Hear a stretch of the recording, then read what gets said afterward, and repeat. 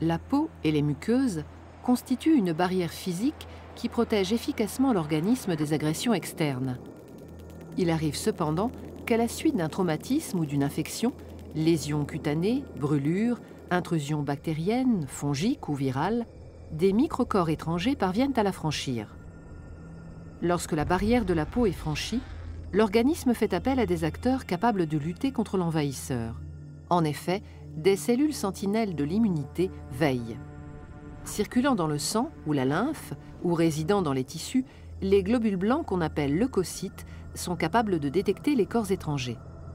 Les premières cellules immunitaires à entrer en action sont les mastocytes, les cellules dendritiques et les macrophages. Ces cellules possèdent à leur surface membranaire des récepteurs capables de reconnaître le type d'agresseur par ce qu'on appelle des motifs antigéniques. Cette identification va initier la réaction inflammatoire.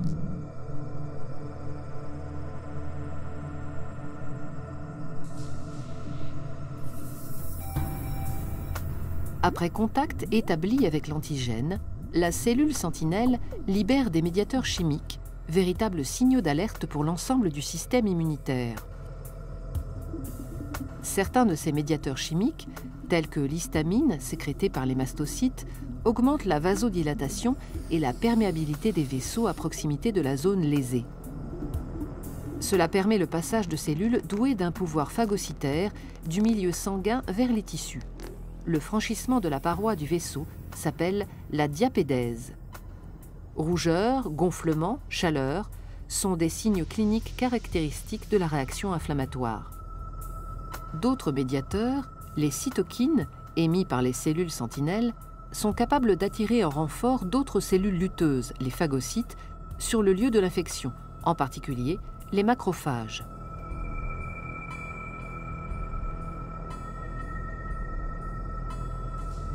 Leur pouvoir phagocytaire leur permet de neutraliser activement le micro-organisme étranger et ainsi d'endiguer sa prolifération. Dans le cytoplasme, le microcorps étranger, soumis à l'action d'enzymes protéolytiques, est littéralement digéré.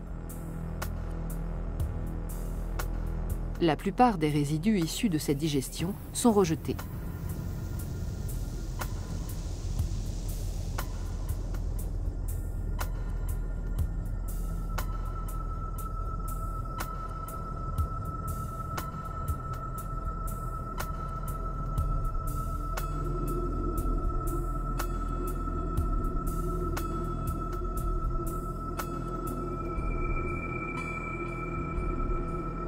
Parmi les cellules phagocytaires, les cellules présentatrices d'antigènes gardent un fragment de l'antigène qu'elles viennent de détruire.